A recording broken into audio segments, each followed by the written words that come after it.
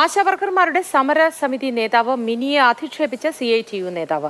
Mini സാംക്രമിക രോഗം പരത്തുന്ന കീടമെന്ന് CITU സംസ്ഥാന വൈസ് പ്രസിഡന്റ് PB ഹർഷകുമാറിന്റെ അധിക്ഷേപം.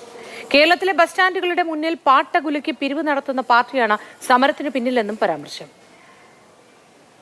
നേതാവ് ഒരു മിനി എന്ന് പറഞ്ഞ ഒരു സാംക്രമിക രോഗം പരത്തുന്ന ഒരു കീടമുണ്ട്. തിരുവനന്തപുരം അടക്കം നിങ്ങൾ ശ്രദ്ധിച്ചു കാണും. ഈ ആശാപ്രവർത്തകർക്ക് ഉമ്മൻചാണ്ടി ഭരണകാലത്ത് VS അച്യുതാനന്ദന്റെ ഭരണകാലത്താണ് 300 രൂപയിൽ നിന്ന് 500 രൂപയാക്കി മാറ്റിയത്. ആ വർദ്ധിപ്പിച്ച 500 രൂപ 1000 രൂപയാക്കണമെന്ന് പറഞ്ഞ് ആശാ വർക്കേഴ്സ് ഫെഡറേഷന്റെ നേതൃത്വത്തിൽ കേരളത്തിന്റെ സെക്രട്ടേറിയറ്റിന് മുമ്പിൽ ദീർഘനാൾ നടന്ന സമരം. ആ സമരകാലത്ത് ഈ പറഞ്ഞ പാട്ടകിലിക്ക് പാർട്ടി അവിടെ കണ്ടില്ല. വിശദാംശങ്ങളുമായി CK അഭിലാൽ ചേരുന്നു. അഭിലാൽ, വളരെ ഗുരുതരമായ വാക്കുകളാണ്, പരാമർശമാണ് ഉണ്ടായിരിക്കുന്നത്.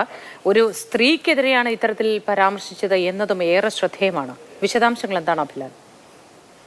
ആശാ വർക്കർമാരുടെ വിഷയം മുൻനിർത്തി ഇപ്പോൾ സമരരംഗത്തുള്ള സംഘടനയെയും അതിന്റെ നേതാവായ മിനിയെയും ആക്ഷേപിച്ചുകൊണ്ടാണ് CITU സംസ്ഥാന വൈസ് പ്രസിഡന്റും CPM പത്തനംതിട്ട ജില്ലാ സെക്രട്ടേറിയറ്റ് അംഗം കൂടിയായിട്ടുള്ള PB ഹർഷകുമാറിന്റെ പരാമർശം വന്നിട്ടുള്ളത്.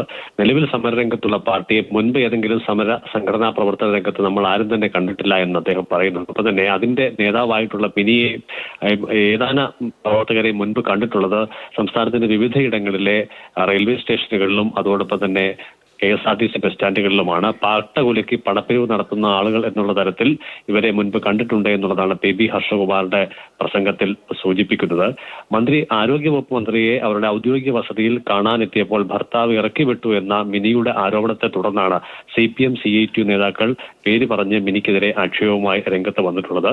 നിലവിൽ ആശാപ്രവർത്തകർ നേരിടുന്ന പ്രശ്നങ്ങൾക്കൊക്കെ തന്നെ കാരണം കേന്ദ്ര സർക്കാരിന്റെ നയസമീപനങ്ങളാണെന്ന് ആരോപിച്ചുകൊണ്ട് ഇന്ന് ASHA workers union CITU Pathanamthitta head post ഓഫീസിന് മുന്നിൽ സംഘടിപ്പിച്ച സമരത്തിൽ മുഖ്യ പ്രഭാഷകനായി പങ്കെടുത്ത് സംസാരിക്കുകയായിരുന്നു ഹർഷകുമാർ.